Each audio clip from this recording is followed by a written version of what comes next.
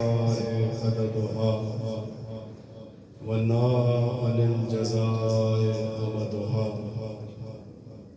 وتفاوت عن الإدراك أبدها وندبهم لاستزادتها بالشكر لاتصالها واستحمد إلى الخلائق بإجزالها وثنى بالندب إلى أمثالها ثم الصلاة والسلام على أشرف الأنبياء والمرسلين وخاتم النبيين سيدنا ومولانا أبي القاسم محمد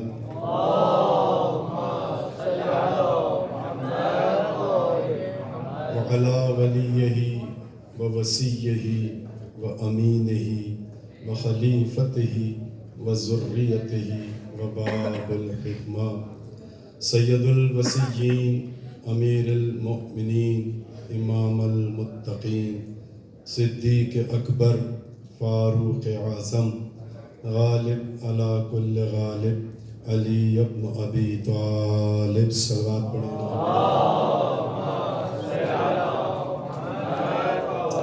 وآل بیتہ الطیبین الطاہرین المعصومین المظلومین منتخبین المنتجبین الذین اذهب اللہ عنہم الرجس وطہرہم تطہیرا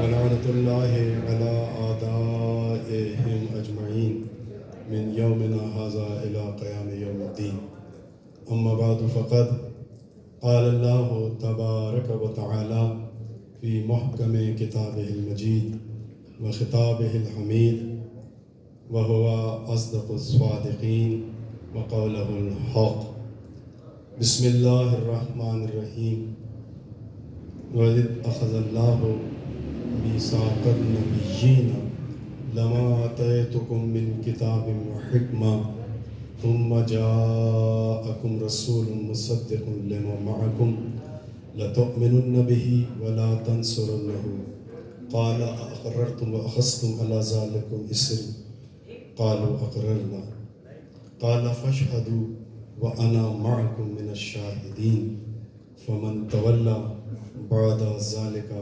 فأولئك هم الفاسقون صلوات پڑھیے مل کر محمد علیہ محمد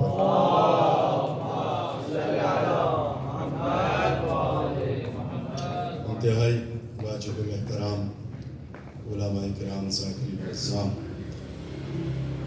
طلاب، میں نے تو ظاہر ہے کہ میرے لیے مشکل مرحلہ ہے۔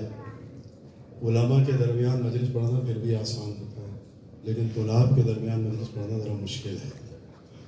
تو بہرحال کوشش کروں گا جہاں تک حد امکان میں ہوا، اور اپنی کم علمی اور بے مائگی کا اعتراف کرتے ہوئے اس آیت کے ذیل میں جو معروضات میری کم فہمی میں ہیں وہ آپ کی نظر کرنے۔ اگر آپ ایک میرے حوصلے کے لیے درود کی تلاوت ایسے کریں کہ مجھے پتہ چلے کہ ہاں بھائی طلاب مجلس سننے کے موڈ میں ہیں۔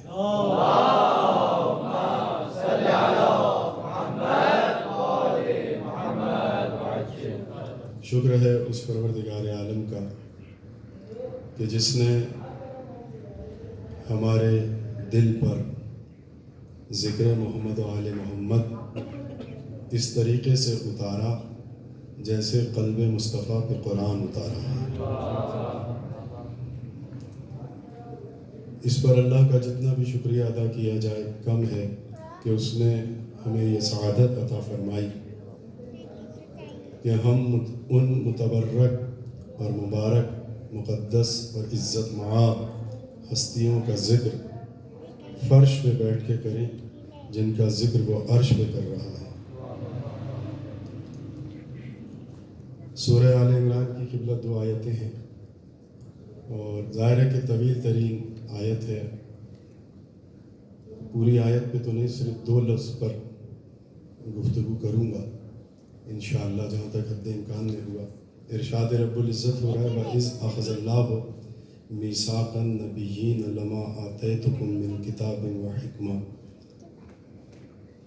خطاب اللہ کا اپنے رسول سے ہے، میرے حبیب اس وقت کو یاد کرو جب ہم گروہ انبیاء سے، انبیاء ما سبق سے، ایک کم 1,24,000 انبیاء سے یہ عہد لے رہے تھے، یہ وعدہ لے رہے تھے کہ یہ جو ہم نے تمہیں کتاب و حکمت دی ہے، یہ جو ہم نے تمہیں نبوتیں دی ہیں، یہ جو ہم نے تمہیں عہدے دیے ہیں، یہ اس لیے دیے ہیں تاکہ تم ہمارا پیغام ہمارے بندوں تک پہنچاؤ۔ جب تم ہمارا پیغام بندگان خدا تک پہنچا دو گے تو تم جاءکم رسول مصدق، تمہارے جانے کے بعد ایک رسول آئے گا جو مصدق ہوگا، تمہاری کتاب و حکمت کی تصدیق کرنے والا ہوگا۔ ظاہر ہے کہ مجلس مدرسے میں ہو رہی ہے، لفظوں کے معنی بتانا یا تفصیل میں جانا کوئی معنی خیز ہے کہ اللہ اپنے رسول کا کام بتا رہا ہے کہ یہ رسول تمہارے جانے کے بعد آئے گا، تم سے پہلے نہیں آئے گا، اور اس کا کام کیا ہے؟ یہ تمہاری نبوتوں کی تصدیق کرے گا، یہ تمہارے امور کی جو تم زمین پر آنے کے بعد امور انجام دو گے، ہمارا پیغام بندوں تک پہنچاؤ گے، اس کی تصدیق کرے گا۔ اب دیکھیے ایک بات تو یہاں یہی ثابت ہو گئی کہ رسول، ہمارا رسول جو تصدیق کرے گا وہ بعد میں ہے، کام کرنے والے پہلے ہیں۔ یعنی آدم جب اپنا کام زمین پہ کر کے چلے جائیں گے، اب آدم نے کیا کیا یہ آپ سب کو معلوم ہے کہ آدم زمین پر آنے کے بعد کتنے برس تک تو توبہ کرتے رہے اللہ کی بارگاہ میں۔ اس بات کی تصدیق کون کرے گا کہ جو آدم نے جملے کہے اس کی تصدیق کون کرے گا کہ وہ صحیح تھے یا غلط تھے؟ یہ تصدیق کون کرے گا؟ قرآن کہہ رہا ہے کہ تمہارے آدم تمہارے جانے کے بعد آئے گا اور وہ تمہارے ہر عمل کی تصدیق مصطفیٰ کریں گے۔ اگر مصطفیٰ تصدیق کر دے، سرٹیفائیڈ کر دے کہ ہاں بھائی آدم کا ہر عمل صحیح ہے، اگر نہ کریں، میں طالب علموں کے درمیان خطاب کر رہا ہوں، مجھے یہ تو کہنے کی ضرورت نہیں کہ بولیے، تو آپ سب خطیب ہیں، آپ سب کو پڑھنا ہے اور آپ کو بھی اس منبر پہ بیٹھنا ہے، تو کیسے آپ کو مجمع کو بلوانا ہے؟ اب آپ کو اگر آپ بولیں گے تو آپ کا مجمع بھی آپ کے ساتھ بولے گا۔ میں کیا کہہ رہا ہوں کہ دیکھیے حضرت آدم اپنا کام کر کے چلے جائیں گے، اس کے بعد رسول آئیں گے، وہ جناب نوح کشتی بنا رہے ہیں۔ اللہ قرآن میں کہہ رہا ہے یا نوح وَاصْنَعِ الْفُلْكَ بِأَعْيُنِنَا، اے نوح کشتی بناؤ ہماری آنکھوں کے سامنے، ہماری آنکھوں کے سامنے۔ اللہ کہہ رہا ہے بناؤ ہماری آنکھوں کے سامنے۔ تو بھائی جب تیری آنکھوں کے سامنے بن رہی ہے تو یہ تصدیق کون کرے گا کہ یہ کشتی صحیح ہے یا غلط ہے؟ اس آیت کے جملے کے پہلا بھی گفتگو ہے، یہ تصدیق کون کرے گا کہ یہ جو کشتی بنی ہے یہ صحیح بنی ہے یا غلط بنی ہے، جو لوگ کشتی میں آئے ہیں وہ صحیح ہیں یا غلط ہیں، وہ کتنا ایمان رکھتے ہیں کتنا نہیں رکھتے، نوح نے تبلیغ کیسی کی ہے، اس سارے امور کی تصدیق کون کرے گا؟ مصطفیٰ کریں گے، مصطفیٰ کریں گے نا، پیغمبر کریں گے۔ دیکھیے تصدیق کرنے والے کے لیے یہ ضروری ہے کہ وہ موقع پہ موجود ہو، وہ دیکھ رہا ہو، جانتا ہو۔ میں یہاں بیٹھ کے مجلس پڑھ رہا ہوں، کیسی پڑھ رہا ہوں، کیا پڑھ رہا ہوں، ابھی تو پڑھی نہیں، ابھی پڑھوں گا، لیکن جتنے بھی لفظ میں نے کہے ہیں اس کی تصدیق کون کرے گا کہ یہ لفظ میں صحیح بول رہا ہوں یا غلط بول رہا ہوں، میرا انداز صحیح ہے یا نہیں؟ آپ ہی لوگ کریں گے۔ باہر والوں سے جا کے نہیں پوچھوں گا نا، میں وہاں پوچھوں جا کر حرم میں جا کے جو میرے ساتھ لوگ ہیں میں ان سے پوچھوں، میں ابھی گیا تھا مصائب الزمان میں، کیسی مجلس پڑھی، تو کیا کہیں گے وہ لوگ؟ مولانا ہمیں کیا معلوم، ہم کیا وہاں تھے۔ اس کا مطلب یہ ہے کہ محمد مصطفیٰ جب آدم توبہ کر رہے تھے تو محمد مصطفیٰ دیکھ بھی رہے تھے، سن بھی رہے تھے۔ یہ بڑی آسان سی بات ہے، کوئی ایسی مشکل بات نہیں ہے کہ جسے سن کر آپ حیران ہو جائیں۔ تو آپ بیٹھے، میں نے کہا ایسی کوئی بات ہی نہیں ہے قبلہ، کہ یہ تو بڑی، جب جناب نوح کشتی بنا رہے تھے، کیسی کشتی بنائی، کیسے درخت کاٹا، کیسے لکڑی بنائی، کیسے اس میں کشتی میں تختے جوڑے، کس کو بٹھایا کس کو نہیں بٹھایا، کیسے تبلیغ کی، یہ ساری تصدیق کون کرے گا؟ قرآن کہہ رہا ہے تمہارے جانے کے بعد آئے گا، وہ تصدیق کرے گا۔ چلیے مان لیا کہ یہ جتنے نبی ہیں جس نے بھی جو کام کیا زمین پر کیا، بھائی آدم نے توبہ کی زمین پہ کی، جناب نوح نے کشتی کی زمین کے اوپر کی نا، زمین کے اوپر بنائی نا۔ حضرت ابراہیم نارے نمرود میں آئے، کہاں آ کے بیٹھے؟ نارے نمرود میں آ کے بیٹھے، ایک جملہ کہا حضرت ابراہیم نے، انی ذاہب الی ربی سیدین۔ کون تصدیق کرے گا اس جملے کی؟ قرآن میں ہے یہ جملہ موجود، لیکن تصدیق کون کرے گا کہ یہ جملہ صحیح کہا یا غلط کہا؟ ابراہیم کا جملہ ہے نا کہ میں جا رہا ہوں اپنے اللہ کی۔ کیوں جا رہا ہوں؟ کہا وہاں جا کے دعا مانگوں گا۔ کیا دعا مانگو گے؟ رب حب لی من الصالحین، کہ پروردگار مجھے ایک صالح فرزند عطا کر دے۔ یہ ساری بات کون جو میں کہہ رہا ہوں کہ تصدیق وہ کرے گا جو دیکھ بھی رہا ہو, سن دے. زمین پہ کیا نا یہ جملہ بھی, وہ جو نارے نمرود تھی وہ کہاں دیکھ رہی تھی؟ گردن ہی ہلاتے رہیں گے آپ لوگ. کہاں دیکھ رہی تھی؟ آپ سے نہیں, میں اپنے بچوں سے کہہ رہا ہوں, کہاں دیکھ رہی تھی آپ؟ بھائی زمین پہ دیکھ رہی تھی. ایک نبی نے ایک کام ایسی جگہ پہ کیا, نہ زمین پہ تھا, نہ زمین کے اوپر تھا, نہ زمین کے نیچے تھا. سورہ صفات نے پکار کے کہا جناب یونس کے لیے, فَلَوْلَا أَنَّهُ كَانَ مِنَ الْمُسَبِّحِينَ لَلَّبِثَ فِي بَطْنِهِ إِلَى يَوْمِ يُبْعَثُونَ. اگر یونس مچھلی کے پیٹ میں ہماری تسبیح نہ کرتا. دیکھیے جتنے انبیاء ہیں, 26 نبیوں کا ذکر ہے, 26 یا 27. حضرت لقمان کے بارے میں علماء میں بحث ہے کہ وہ نبی تھے یا ولی تھے, اور حضرت خضر کے بارے میں. ان دو کو ہٹا کے کم از کم 26 ہے. اگر ان دو کو شامل کر دیں تو 28 نبیوں کا. ان نبیوں کے جتنے امور ہیں وہ سب کے سب زمین پر ہیں, لیکن حضرت یونس کا جو ایک عمل ہے وہ ایک ایسی جگہ پر ہے, کمال ہے. اللہ کہہ رہا فَلَوْلَا أَنَّهُ كَانَ مِنَ الْمُسَبِّحِينَ. یہ جو مسبحین اسی سے تسبیح ہے نا, جو حضرت یونس کا جملہ کیا کہا تھا حضرت یونس نے مچھلی کے پیٹ میں؟ لا الہ الا انت سبحانک. پہلے اللہ کی تعریف کی ہے, یہ شیوہ نبوت ہے. پہلے وہ اپنے معبود کی تعریف کرتا, پھر بتاتا اپنا عمل کرتا. پہلے کہا لا الہ الا انت سبحانک انی کنت من الظالمین, کہ پاک و پاکیزہ ہے, وہ ذات مقدس ہے, اور میں نے اپنے نفس پہ ظلم کیا. یہی ہے نا. تو یہ جملہ حضرت یونس نے کہاں کہا؟ مچھلی کے پیٹ میں کہا. اللہ کہہ رہا ہے کہ ہر نبی کے عمل کی تصدیق مصطفیٰ کریں گے. اب بڑا قابل توجہ جملہ ہے قبلہ, کہ دیکھیے وہ مچھلی کے پیٹ میں حضرت یونس نے جملہ کہا. سمندر میں کتنی مچھلیاں تھی؟ کیا وہ ایک ہی مچھلی تھی؟ یہ سوچنے والی بات ہے. بڑے لکھے لوگ بیٹھے ہیں, طلاب بیٹھے ہیں, کیا ایک ہی مچھلی تھی؟ وہ ہزاروں مچھلیاں تھیں. کیا معلوم کہ کس مچھلی کے پیٹ میں حضرت یونس, یہ مجھے نہیں معلوم کس مچھلی کے پیٹ میں تھے, مگر جو تصدیق کر رہا ہے اسے معلوم ہے. تو ایک جملہ کہوں, جو سمندر کی تہ میں اس مچھلی کو دیکھ رہا ہے جس کے پیٹ میں یونس ہے, نہ فقط اس مچھلی کو دیکھ رہا ہے بلکہ مچھلی کے پیٹ میں یونس کو دیکھ رہا ہے. نہ فقط یونس کو دیکھ رہا ہے بلکہ مچھلی کے پیٹ میں یونس کے ہلتے ہوئے لبوں کو دیکھ رہا ہے, اور جو لبوں سے آواز آ رہی ہے اس تسبیح کو سن رہا ہے. تو جو نبی یونس کی تسبیح مچھلی کے پیٹ میں سن لے, وہ اپنے ساتھ بیٹھنے والوں کے دل میں نہیں دیکھے گا کہ کون مومن ہے کون منافق ہے.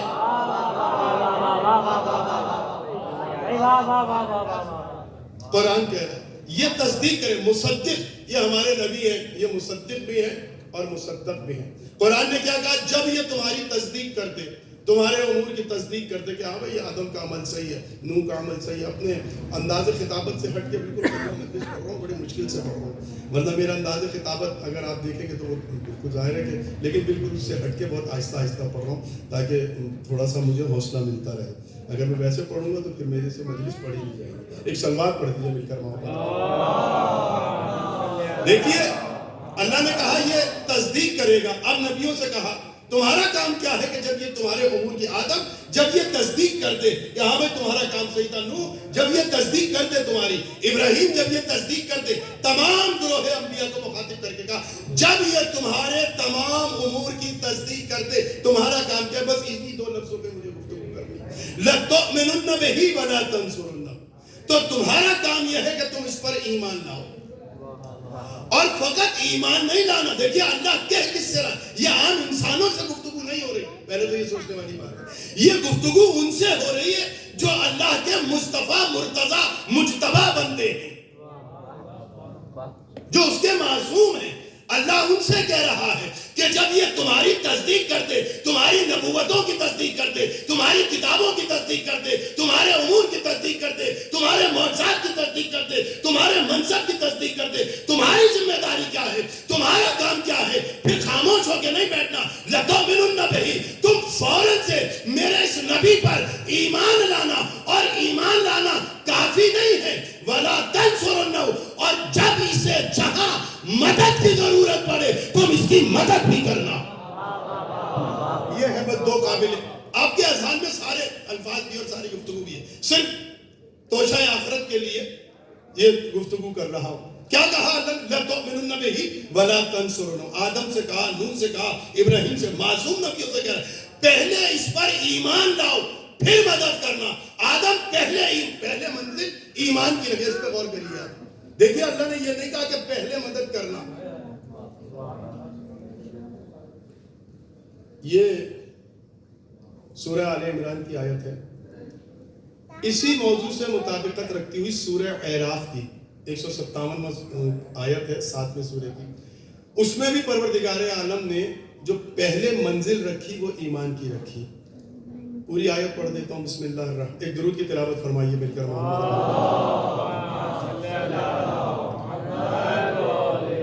پہلے اللہ نے مصطفیٰ کی شان بیان کی, نعت مصطفیٰ بیان کی, پھر مقصد بعثت بیان کیا, اور اس کے بعد اللہ نے متوجہ کیا کہ دیکھیے اس کا وقار کیا ہے, اس کا اسٹیٹس کیا ہے. یہاں کیا کہا لَتُؤْمِنُنَّ بِهِ وَلَا تَنْصُرُنَّهُ. پہلے منزل ایمان کی ہے, پھر مدد کی ہے. سورہ اعراف میں پکار کے کہا بسم اللہ الرحمن الرحیم الذین یتبعون الرسول النبی الأمی الذی یجدونہ مکتوبا عندہم فی التوراۃ والانجیل یأمرہم بالمعروف وینہاہم عن المنکر ویحل لہم الطیبات ویحرم علیہم الخبائث ویضع عنہم اصرہم والاغلال التي کانت علیہم. اب دیکھیے غور فرمائیے گا. اب یہاں سے موضوع سے مطابقت رکھتی ہے. فالذین آمنوا وعزروه ونصروه. کیا کہا؟ پھر اس پر ایمان لاؤ. اور فقط ایمان, بڑا عجیب جملہ کہا اللہ نے, اس پر ایمان لاؤ. وہ نبی کی شان بیان کی, اس کا مقصد بعثت بیان کیا کہ ہم نے اسے کیوں بھیجا. تو لاپ بیٹھے, اس لیے میں پورا ترجمہ نہیں کر رہا. پھر اس کے بعد کہا فالذین آمنوا. جب یہ سب کر لو, یہ سب کر دے گا, تمہارا کام کیا ہے؟ اس پر ایمان لاؤ. اور فقط ایمان لانا کافی نہیں ہے, وعزروه, اور پھر اس کی عزت دو. کیا مطلب بھائی؟ جو ایمان لائے گا وہ عزت نہیں کرے گا. دیکھیں ایمان کیا ہے؟ ایمان یہ ہے, ہمارے یہاں جو اصطلاح میں ایمان ہے کہ مصطفیٰ کا لا الہ الا اللہ محمد رسول اللہ. آپ اسے مومن کہیں گے یا نہیں کہیں گے؟ مسلم کہیں گے, قبلہ اسے مسلم کہیں گے. جو لا الہ الا اللہ کہتے ہیں, محمد رسول اللہ کہتے ہیں, وہ دائرہ اسلام میں داخل ہو گیا, یعنی وہ مومن ہو گیا. تو جب وہ مومن ہو گیا تو اس کا مطلب ہے اس نے رسول کو پہچان لیا. تو جس نے پہچان لیا اور کلمہ پڑھ رہا ہے, تو اللہ کو یہ کیوں کہنا پڑا وَعَزَّرُوهُ, کلمہ بھی پڑھو, ایمان بھی لاؤ. پھر اس کے بعد کا مگر اس کی عزت بھی کرو. کہو پروردگار سے یہ کیا ماجرا ہے؟ جب ایمان لے آئے تو عزت تو کرے گا نا. جو ایمان لائے گا, جو مومن ہو گیا, وہ عزت بھی کرے گا. کہا نہیں, کچھ لوگ ایسے ہوں گے کلمہ بھی پڑھیں گے اور پھر کہیں گے ہم جیسا ہے. اور میں اگر اس سے ایک جملہ آگے بڑھ جاؤں, خیر یہاں تو کوئی ڈر کی بات نہیں ہے, یہاں تو بل کا مسئلہ ہی نہیں ہے, یہاں تو اجازت ہے کہنے کی کہ دیکھیے پروردگار عالم نے شان مصطفی بیان کر دی اس ایک جملے میں. فالذین آمنوا بہ وعزروہ, پھر اس کی عزت ایمان کے بعد. میری طرف دیکھیے گا, ایک درود کی تلاوت فرما دیجیے.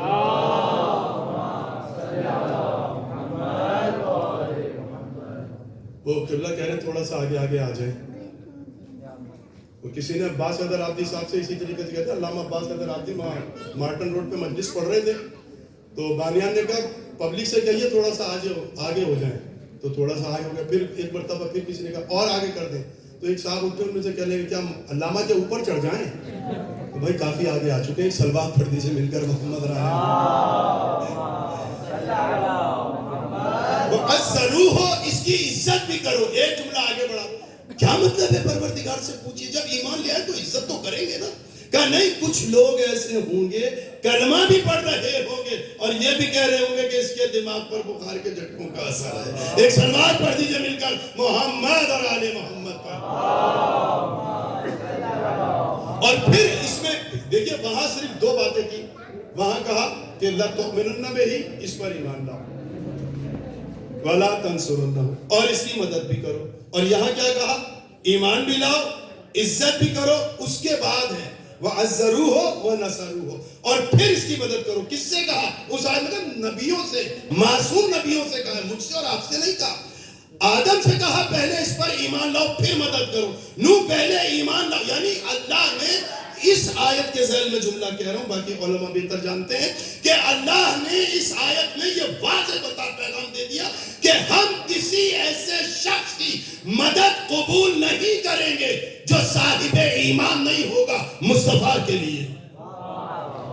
دیکھیے قرآن ہے, قرآن کی آیت ہے, روایت تو نہیں ہے نا کہ جسے ضعیف کہہ کر جھٹلا دیا جائے. قرآن کی آیتیں ضعیف نہیں ہوتی, ہم ضعیف ہو جائیں گے. قرآن کہہ رہا لَتُؤْمِنُنَّ بِهِ وَلَا تَنْصُرُونَهُ, پہلے ایمان پھر اس کے بعد مدد رکھی ہے.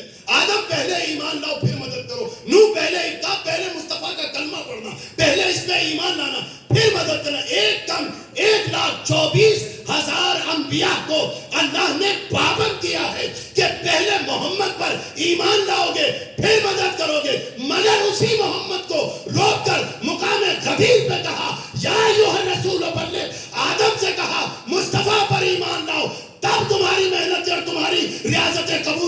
اسی مصطفیٰ کو غدیر میں کہا اگر یہ پیغام تو نے نہ پہنچایا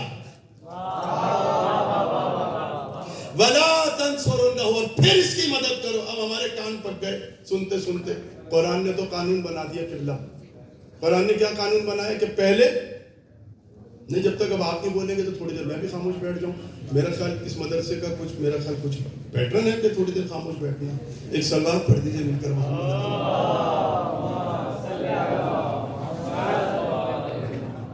پہلے منزل ایمان کی ہے، پھر مدد کی ہے. کہ پہلے اللہ نے کہا کہ ہم قانون بنا دیا اس میں کہ پہلے ایمان ہو پھر کوئی مدد کرے گا تو اس کی مدد قبول کی جائے گی. اب ہمارے کان پک گئے. میڈیا بھرا پڑا ہے. آپ روز دیکھ رہے، روز پوسٹیں لگ رہی ہیں کہ جی فلاں بھی ایمان لے لائے تھے، سب ایمان لے آئے تھے. فلاں صاحب دنیا سے جا رہے تھے، ایمان لے آئے تھے، نہ ان کے منہ میں دانت تھے نہ پیٹ میں آتے تھے. چلا نہیں جا رہا تھا. وہ مکے کے فلاں کونے پہ رہتے تھے، محمد کو نہ دیکھا تھا نہ جانتے تھے، مگر مومن دنیا سے گئے. المیہ، مگر وہ مومن دنیا سے گئے. اور اگر مومن دنیا سے نہیں گیا، وہ جس کی گود میں رسالت بنی. اللہ قرآن میں کہہ رہا ہے کہ پہلے ایمان لاؤ پھر مدد کرنا. اور یہ مولوی اور ملا کہہ رہے ہیں کہ ابو طالب اگر مدد نہیں کی تھی، اللہ کہہ رہا ہے نا کہ ہم اس کی مدد قبول نہیں کریں گے. اگر مدد نہیں کی تھی تو قرآن یہ کہہ رہا ہزاروں لاکھوں کروڑوں مرتبہ کی سنی آیت ہے آپ کی. کون سی آیت ہے؟ بسم اللہ الرحمن الرحیم. علم، سب کے اذان میں آگئی نا ایک ہی لفظ کا. علم یجد کا یتیما فآوا ووجدک ضالا فہدی. میرے حبیب تو یتیم تھا. مولانا قبلہ اس کا ظاہر ہے کہ میں تو بالکل ہی بے پڑھا لکھا آدمی ہوں، آپ سب پڑھے لکھے لوگ ہیں. فآوا کا ترجمہ کیا کیا گیا؟ یہ صاحبان لغت نے کیا ترجمہ کیا فآوا کا؟ کہ میں نے تجھے اپنی گود میں پالا. میں نے ایک مولانا سے پوچھا اور بڑے پڑھے لکھے اپنے استاد سے پوچھا، میں نے کہا قبلہ یہ بتائیے فآوا کا ترجمہ کیا ہے؟ تو انہوں نے کہا فآوا کا ترجمہ یہ نہیں کہ میں نے تجھے پالا. فآوا کا ترجمہ یہ ہے کہ میں نے تجھے اپنے گھر میں رکھا. میں نے تجھے اپنے گھر میں، تو یتیم تھا، میں نے تیرا کوئی پالنے والا نہ تھا، میں نے تجھے اپنے گھر میں رکھا ہے. عجیب بات نہیں ہے؟ یہ مصطفیٰ کس کے محبوب ہیں؟ جی اللہ کے محبوب ہیں. ہے قرآن میں کہیں آیت ہے کوئی ایسی؟ آپ قرآن فہم حضرات اور یقیناً حافظان قرآن بھی ہوں گے. قرآن میں کوئی ایسی آیت ہے کہ جہاں یہ پتہ چلے کہ یہ اللہ کا محبوب ہے؟ میری نظر سے تو نہیں گزری. قبلہ کوئی ایسی آیت ہے؟ ایک آیت ہم نے پڑھی ہے، وہ سورہ آل عمران کی ہے. وہ کیا ہے؟ قل ان کنتم تحبون اللہ. تو کیا ہے اس کا ترجمہ؟ قل ان کنتم تحبون اللہ فاتبعونی یحببکم اللہ. کون بنا محبوب الہی؟ مصطفیٰ یا جو مصطفیٰ کا اتباع کرے؟ دیکھیے اس آیت سے تو یہ پتہ چل رہا ہے، مجھے نہیں پتا، بہرحال آپ پڑھے لکھ کے بیٹھے تو آپ کہہ رہے ہیں کہ محبوب الہی. چلیے مان لیا آپ کہتے ہیں کہ محبوب الہی ہے. مصطفیٰ ہے محبوب الہی. اللہ کہہ رہا ہے کہ ہم نے تجھے اپنے گھر میں جگہ دی. مجھے بتائیے اللہ آیا تھا مدینے کی گلیوں میں؟ یہ سوچنے والے. اللہ آیا تھا مدینے کی گلیوں میں؟ اچھا یہ میں اب آپ سے پوچھ رہا ہوں، چلیے چھوڑ دیا اللہ آیا تھا یا نہیں آیا تھا. آئیے ایک درود کی تلاوت فرما دیجیے مل کر. بس زیادہ لمبی چوڑی بات نہیں ہے، بس ختم کر رہا ہوں بھائی، یہیں پہ بات کر دوں. ایک اور ذرا ایسی سلوات پڑھے مل کے پتہ چلے کہ بھائی مدرسے میں مجلس ہو رہی ہے.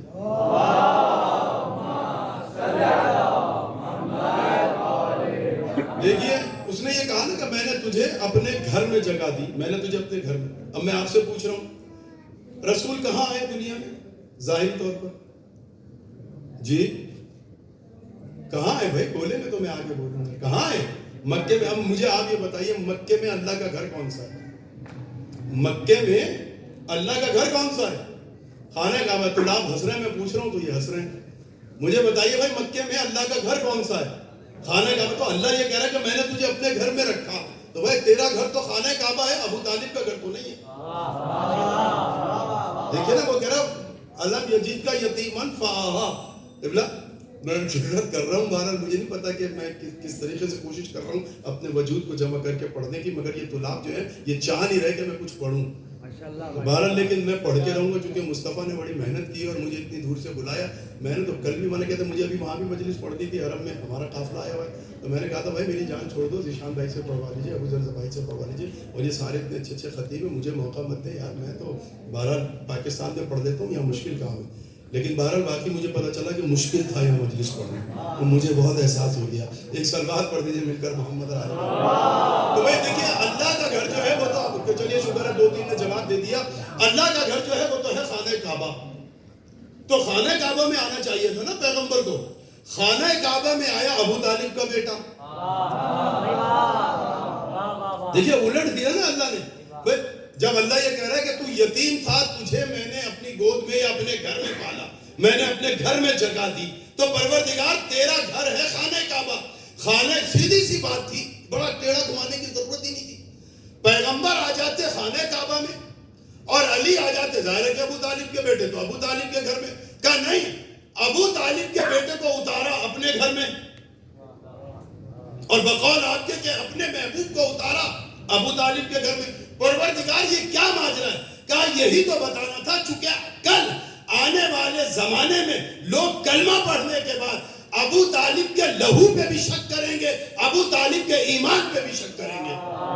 تو میں نے کام یہ کیا کہ ابو طالب کے بیٹے کو اپنے گھر میں اتار کر ابو طالب کے لہو کی طہارت کی ضمانت لی ہے. آپ نے غور ہی نہیں کیا. میں نے دیکھیں کتنا بڑا کام کیا رہتی دنیا تک, کہ ابو طالب کے بیٹے کو اپنے گھر میں اتار کر جناب ابو طالب کے لہو کی طہارت کی ضمانت لی ہے, اور مصطفیٰ کو ابو طالب کے گھر میں اتار کر ابو طالب کے ایمان کی اور ابو طالب کے لقموں کی ضمانت لی. ایک صلوات پڑھ دیجئے مل کر محمد علیہ. لیکن بہرحال ہم تاریخ سے کتنے ہی حوالے دیتے رہے, پھر بھی لوگ کہتے ہیں بس بالکل قبلہ آخری بات, بالکل آخری, اور تقریر ختم ہو گئی. ہم کتنے تاریخی حوالے دیتے رہے, لیکن پھر بھی ہم سے یہی کہا جائے قرآن میں کہاں ہے, قرآن میں دکھاؤ. کیوں دکھاؤ بھائی, ہم کیوں دکھائیں قرآن میں؟ ہم نے کہا تھا قرآن کافی ہے. مجھے بتائیے میرے کسی عالم نے, کسی ہمارے امام نے, ہاں اماموں کو حق ہے, اور واقعی قرآن اگر کافی ہے, یہ کہنے کا حق اگر کسی کو ہے کہ قرآن کافی ہے, تو وہ صرف علی اور علی کے بیٹوں. ایک صلوات پڑھ دیجئے مل کر.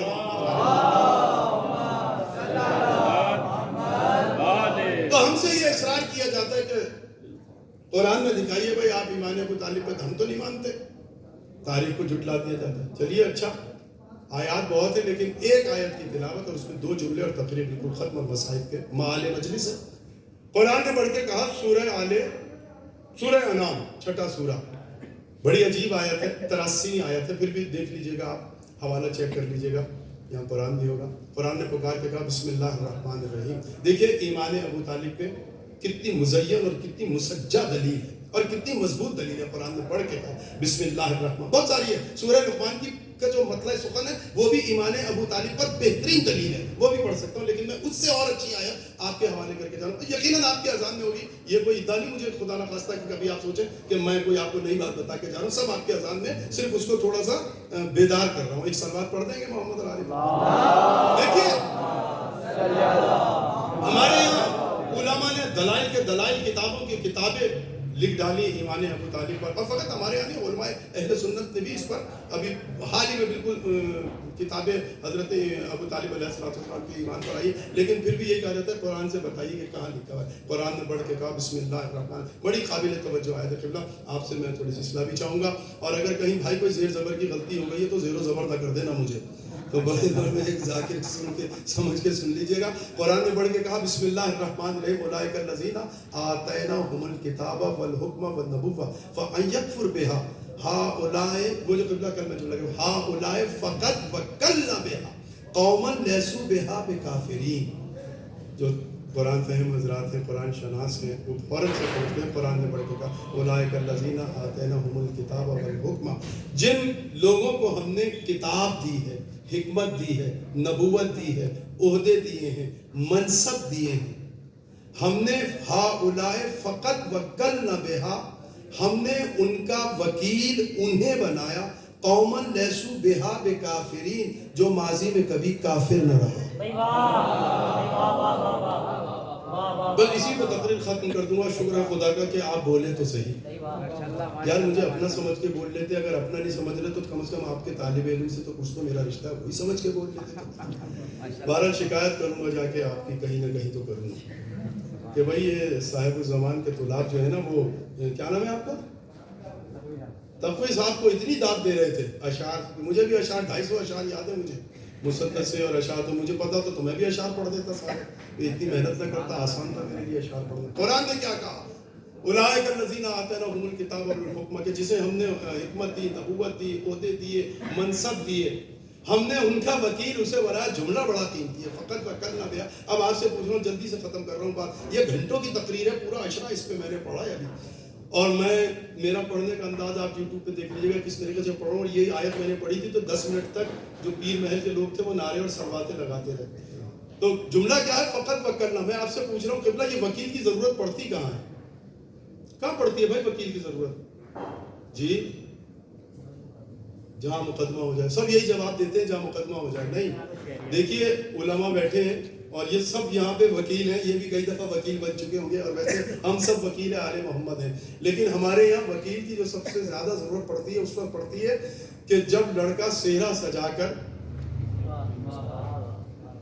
دلہن کے گھر جاتا ہے دلہن کو لینے کے لیے، وہاں پڑھتی ہے نا قبلہ، نکاح نامے میں لکھا ہوا ہوتا ہے نا کہ آپ کا وکیل کون ہے، تو وہاں کہتے بھی یہ صیغہ نکاح جب پڑھتے ہیں کہ میں آپ کی طرف سے وکیل بنایا گیا ہوں، یہ بتائیے کہ آپ مجھے اجازت دیتے ہیں کہ میں آپ کے صیغے جاری کروں، یا جو قبول کی طرف سے ہوتا ہے کہ میں آپ کے صیغے قبول کروں، تو وہاں وکیل کی ضرورت پڑتی ہے۔ قرآن کیا کہہ رہا ہے کہ فقط وکلنا بہا قومن لیسو بہا بکافرین۔ دیکھیے ایمان ابو طالب پہ بہترین دلیل ہے، فقط وکلنا۔ میں نے قبلہ سے کل اس کی اصلاح چالی تھی، اسی لیے حرم میں بیٹھے، فقط وکلنا بہا قومن لیسو بہا بکافرین۔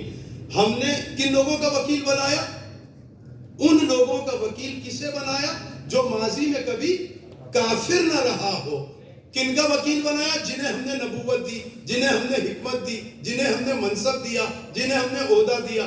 اس کا مطلب یہ ہے آدم کا وکیل، یہ مجھے نہیں پتا، یہ قبلہ بتائیں گے کہ آدم کا نکاح کس نے پڑھایا تھا جناب حوا سے؟ جس نے بھی پڑھایا، جو بھی وکیل تھا، مجھے نہیں معلوم، لیکن یہ طے ہے اس آیت کی روشنی میں، جو بھی تھا وہ مومن تھا، کافر نہیں تھا۔ فقط وکلنا بہا قومن لیسو بہا بکافرین پہ بات کر رہا ہوں۔ قرآن کہہ رہا ہے کہ ہم نے ان کا وکیل، جنہیں ہم نے کتابوں، حکمتوں، نبوتوں، خلافتوں، منصب عطا کیے، عہدے دیے، معجزات دیے، جنہیں ہم نے اختیار دے کے بھیجا ہے، اپنا نائب اور خلیفہ بنا کے بھیجا ہے، ان کا وکیل ہم نے انہیں بنایا، جو بھی ہو آدم کا وکیل، جو بھی ہو نوح کا وکیل، جو مجھے نہیں معلوم کون کس کا وکیل تھا۔ عجیب بات ہے کہ آدم کا وکیل وہ ہوگا جو کافر نہ ہو، نوح کا وکیل وہ ہو جو کافر نہ ہو، ابراہیم کا وکیل وہ بنے جو کافر نہ ہو۔ عجیب بات ہے مصطفیٰ کا وکیل۔ اب ساری تاریخیں اس بات پر متفق ہیں، کیا منظر لکھا علامہ مجلسی نے بیان۔ اب وہ وقت ہی نہیں ہے کہ وہ منظر پڑھ، دیکھیے 11 یا 13 اتنی نا قبلہ ازواج مطہرہ 13 تک ہیں، 11 کی روایت ہے اور 2 کنیزیں، جو بھی 12۔ تاریخ میں لکھا کہ بارات مصطفیٰ کی ایک ہی بنی چڑھی اور دولہا ایک ہی مرتبہ بنے۔ حیات مصطفی میں، تاریخ مصطفی میں دولہا سیرا سجا کے بارات ایک ہی، اور بڑی شان کے ساتھ جو بارات گئی ہے جناب خدیجہ سلام اللہ علیہا کی ڈیوڑی پر، وہ تاریخ مصطفی میں، حیات مصطفی میں یہ ایک ہی مرتبہ مصطفیٰ کے سر پہ سیرا سجا، اور وہ سیرا سجا کس نے دولہا بنایا تھا؟ مصطفیٰ۔ ایک ہی مرتبہ دولہا بنے۔ پوری کتنی شادیاں ہیں، کتنے عقد ہیں مصطفیٰ کے، وہ آپ دیکھیں تاریخ میں، لیکن ایک مرتبہ دولہا بنے، اور کس نے بنایا؟ پیغمبر نے بنایا۔ جب دولہا بنایا تو کیسے بنایا؟ تاریخ میں لکھا ہوا ہے کہ حضرت ابراہیم علیہ السلام کی پرانی ہوا نکال کے، کتنی پرانی ہوا ہے، حضرت ابراہیم کو پرانی ہوا نکال کے پیغمبر کو پہنا دی۔ حضرت اسماعیل کے نالین، حضرت موسیٰ کے نالین، حضرت اسماعیل کا امامہ، حضرت موسیٰ کا عصا، ساری پرانی چیزیں پیغمبر کے بدن پہ لا کے دولہا بنا دیا۔ اگر آج آپ کے ابا آپ کے دادا پردادا کا کرتا نکال کے پہنا دیں تو آپ اتار کے پھینک دیں گے کہ یہ کیا کر رہے ہیں، اتنا پرانا، کیسا لیٹسٹ زمانہ آ گیا، ایسے ٹرینڈ آ گئے اب تو بہترین۔ اور پیغمبر نے جتنی پرانی چیزیں تھی وہ سب پیغمبر نے ابو طالب نے مصطفیٰ کو پہنا دی. سوال ہے کرنے والا بنتا ہے کہ اب بازار میں تبرکات انبیاء اویلیبل تھے؟ پوچھئے.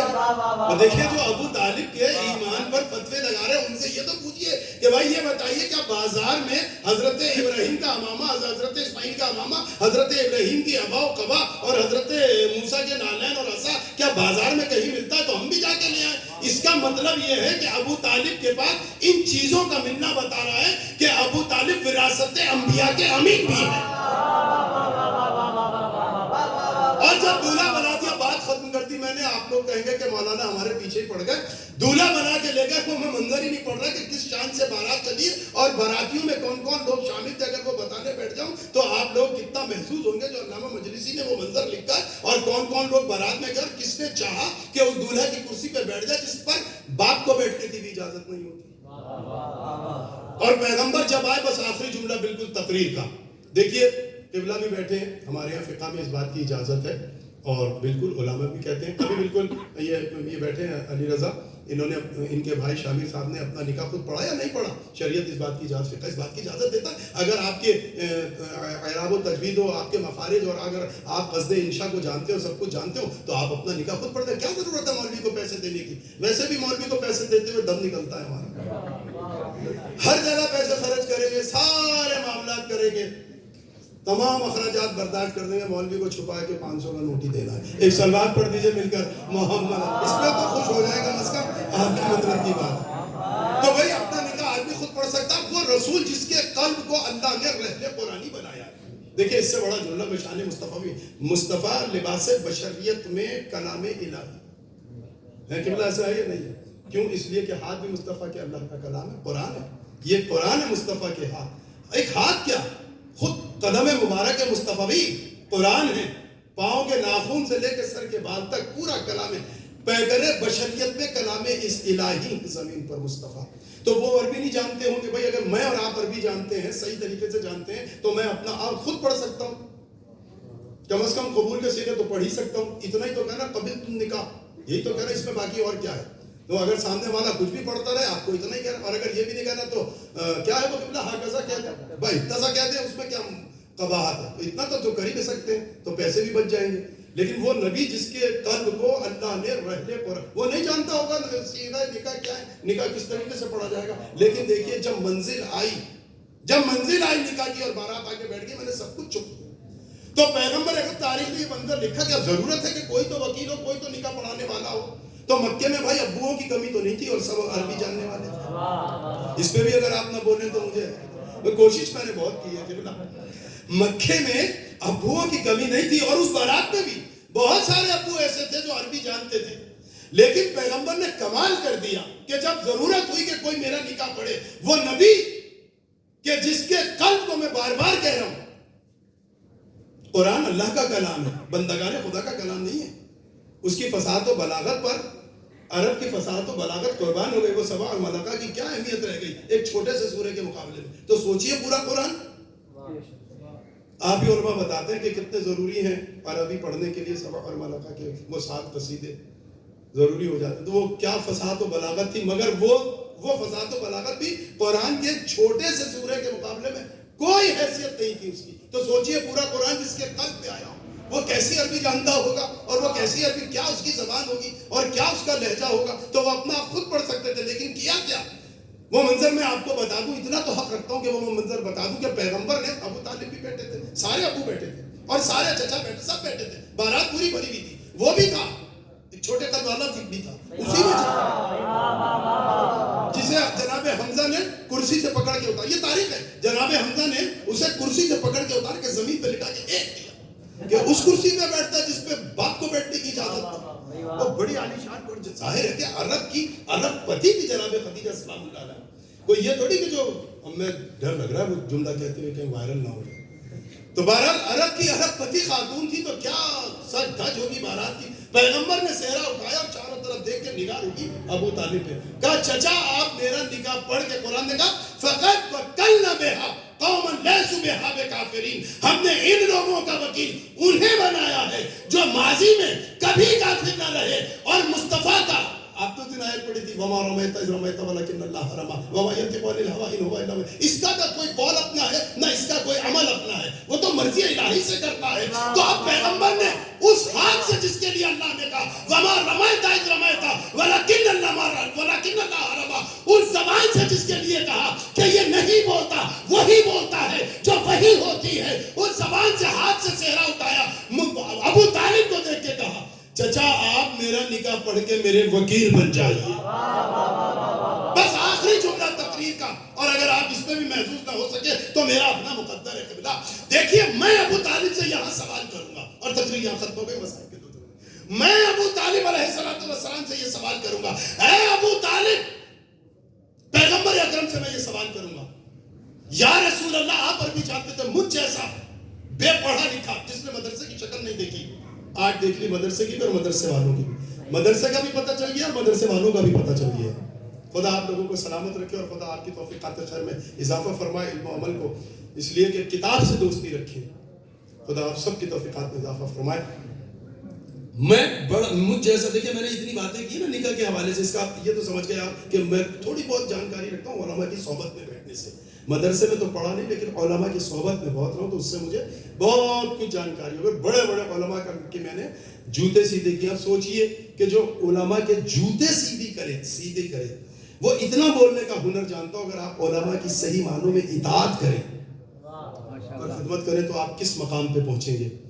تو دیکھیے مجھ جیسا ایک بے پڑھا لکھا عربی میں, میں پیغمبر سے کہوں آپ ختم نکاح خود کیوں نہیں پڑھتے. کل لوگ یہ کہیں گے کہ آپ نے ایک کافر کو اپنا وکیل بنا دیا, تو پیغمبر پلٹ کے کہیں گے میں نے نہیں بنایا, جس نے اسے میرا کفیل بنایا تھا. دیکھیں کس نے کفیل بنایا, ابو طالب کو مصطفیٰ کا کفیل کس نے بنایا؟ مصطفیٰ نے نہیں بنایا, اللہ نے بنایا. اگر میں کہوں پیغمبر اکرم سے کہ آپ نے کافر کو اپنا وکیل بنا دیا, تو پیغمبر پلٹ کے یہی کہیں گے میں نے اپنا وکیل اسے بنایا جسے اللہ نے میرا کفیل بنایا. ابو طالب اس منزل پر ہیں کہ جو کفیل بھی ہیں مصطفیٰ کے اور وکیل بھی ہیں. میں قبلہ سے پوچھ رہا تھا, قبلہ یہ وکیل کے معنی کیا ہے؟ تو قرآن کے لکھنے والوں نے جو وکیل کے معنی, میں نے بہت سارے قرآن دیکھے, پھر میں نے قبلہ سے اصلاح چاہی کہ میں یہ سمجھتا ہوں کہ پورے میں نے ابواب سے گفتگو کر کے قبلہ سے میں نے کہا اس کے باب وکلا سے, اور اس کے معنی وکیل ہے, باب کفیل سے ہے وکلنا 14واں سیغہ اس کا. تو میں نے کہا اس کے معنی کیا ہے, لیکن جتنے بھی لکھنے والوں نے اس کے معنی لکھے, محافظ کے لکھے, نگہبان کے لکھے, سرپرست کے لکھے. تو خدا کی قسم یہ معنی بھی غلط نہیں ہے قبلہ. ابو طالب صرف مصطفیٰ کے محافظ نہیں ہیں, مصطفیٰ کے مشن کے بھی محافظ ہیں. مصطفیٰ کے مشن کے بھی. دیکھ لیجئے یہ دین کس کا, یہ کلمہ کس کا, یہ شریعت کس کی؟ ابو طالب کی تو نہیں تھی. ابو طالب کی تو نہیں تھی. ہاں یہ الگ بات ہے کہ ابو طالب کے گھر میں شریعت پلی ضرور ہے. شریعت ابو طالب کی نہیں, نہ دین ابو طالب کا, نہ کلمہ ابو طالب کا, نہ قرآن ابو طالب کا, سب اللہ کا. بچ گیا دین اس کا, بچ گئی شریعت اس کی, گھر لٹ گیا ابو طالب کا. اللہ اکبر. دو جملے مسائل کے ہیں, معال مجلس سے ہم کتنے فضائل پڑھ جائیں. سیدہ راضی اس وقت تک نہیں ہوتی جب تک دو آنسو نہ نکل جائے. ظاہر ہے کہ یہ وہ مہینہ ہے کہ اہل حرم جو ہیں وہ قید میں ہیں اور سفر میں ہیں. مجھے کہا گیا, کیونکہ تقوی صاحب نے بھی مرثیہ بی بی کے حوالے سے پڑھا, کتنی مصیبتیں آئی ہیں اس 4 سال کی بچی پر. اللہ اکبر, العظمت للہ. یہ کم مصیبت ہے کہ جس رسی میں جناب زینب, اس سے بڑا مجھے بتائیے مسائل کا جملہ کیا ہوگا. رونے کے لیے یہ جملہ کافی ہے کہ جس رسی میں جناب, کیوں میں یہ جملہ اس کی تکرار کیوں کر رہا ہوں, علماء سمجھیں گے.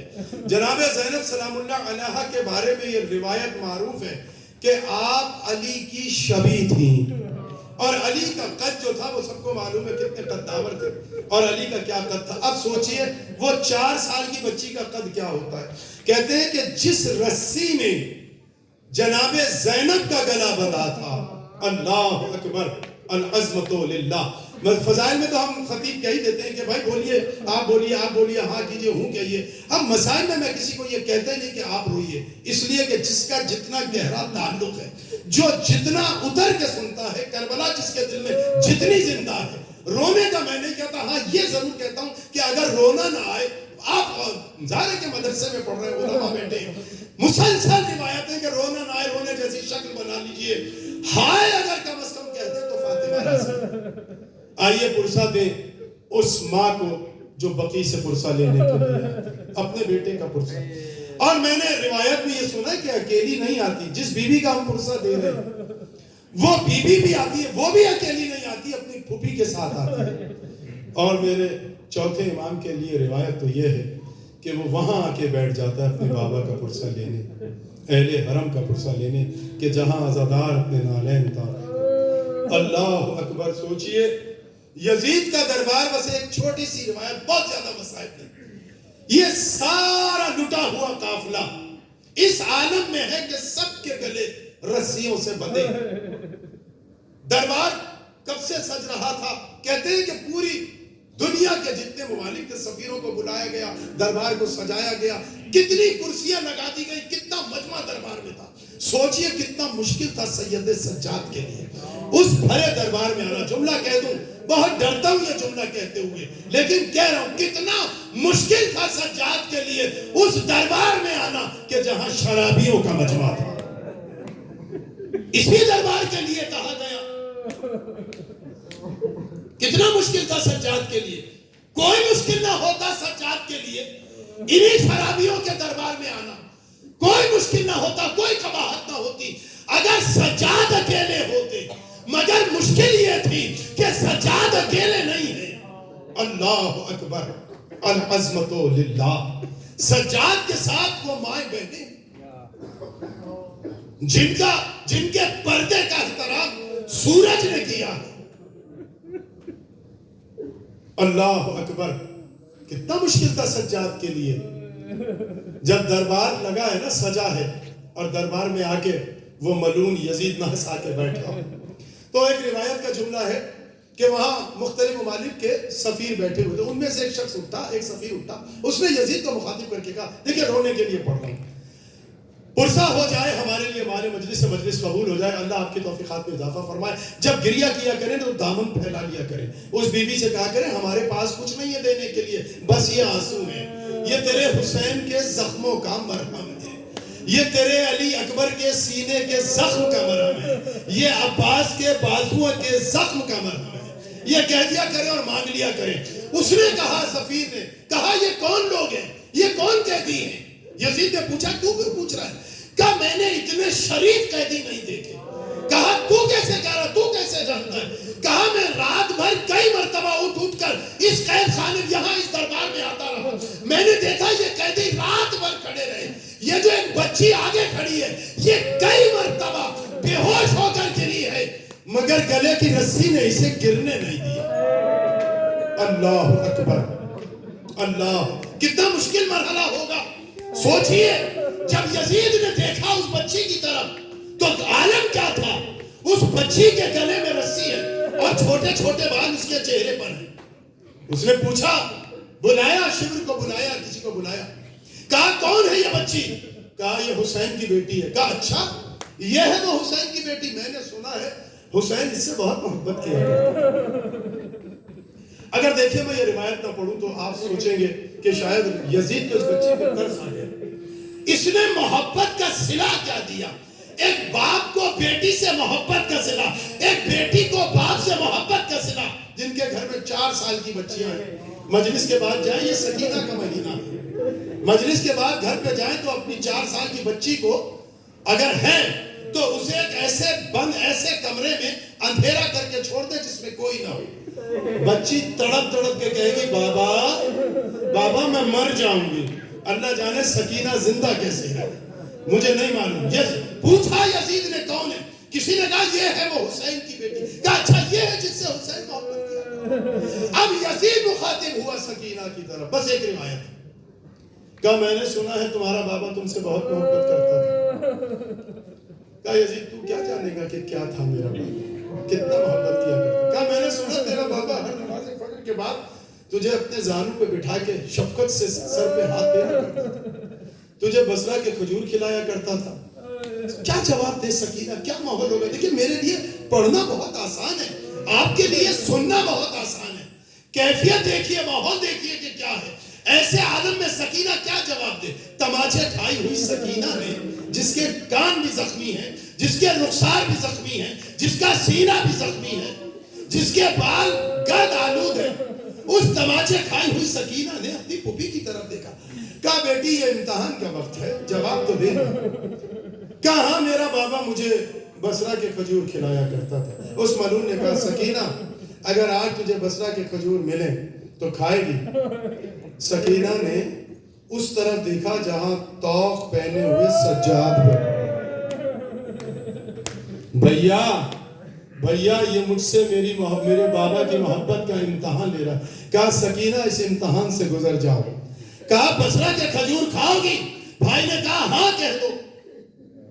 اس نے اشارہ کیا, بس آخری جملے ہیں تقریر کے, خدا آپ کو کسی غم میں نہ رلائے, اللہ آپ کی عبادتوں کو قبول کرے, اللہ آپ کی توفیقات میں اضافہ فرمائے. اس نے اشارہ کیا, منظر بڑا عجیب تھا. ایک تشت اس دربار میں لایا گیا, اس پہ کپڑا ڈھکا ہوا تھا. سکینہ کے چھوٹے چھوٹے ہاتھ تو رسیوں سے بندھے ہوئے, اور میں نے کہا کہ جس گلے میں جناب زینب کبریٰ سلام اللہ علیہا کی گردن میں رسی تھی, اسی رسی میں سکینہ کا گلا ہے. اب سوچئے رکوع کے عالم میں بی بی کھڑی ہے. جب کبھی دیکھیے دو اشخاص ہیں جنہوں نے پورا سفر قبلہ رکوع کے عالم میں گزارا. مردوں میں سید سجاد, عورتوں میں جناب سید. کیوں؟ اس لیے کہ سجاد نے, اس لیے کہ جس زنجیر میں سجاد کا گلا تھا اسی زنجیر میں 5 برس کے محمد باقر کا گلا. اللہ, اور جس رسی میں بار بار کہہ تشت لایا گیا. جب تشت آیا, اللہ جانے اس تشت میں کیا تھا, کپڑا ڈھکا ہوا.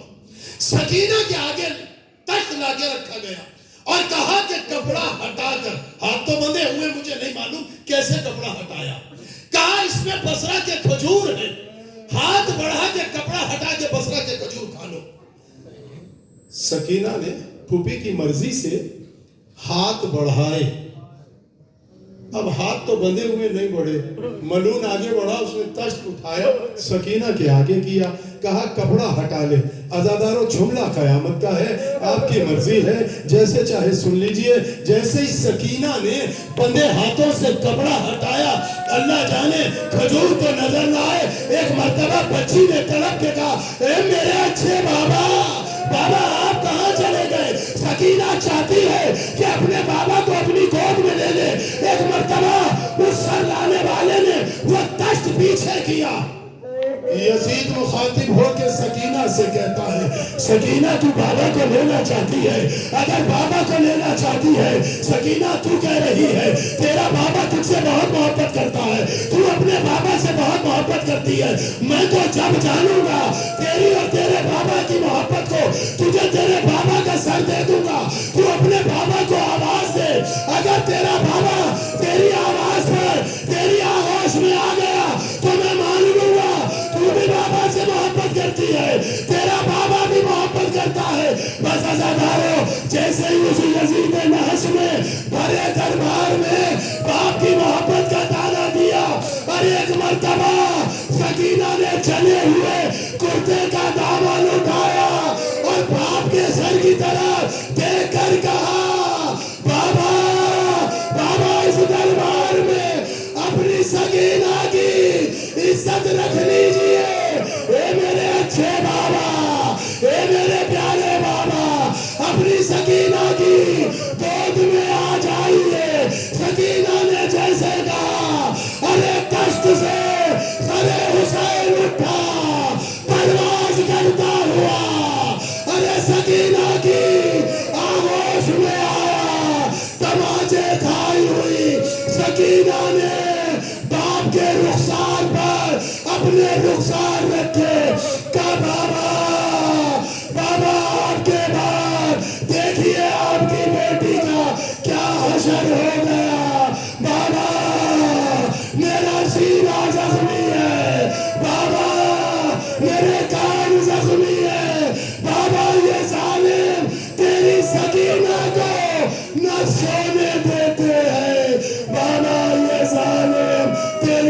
سکینہ کو نہ رونے دیتے ہیں بابا جب کبھی میں ہائے والا کہہ کر گریا کرتی ہوں جس کا دل چاہتا ہے تیری سکینہ کے رخسار بنتا ہوں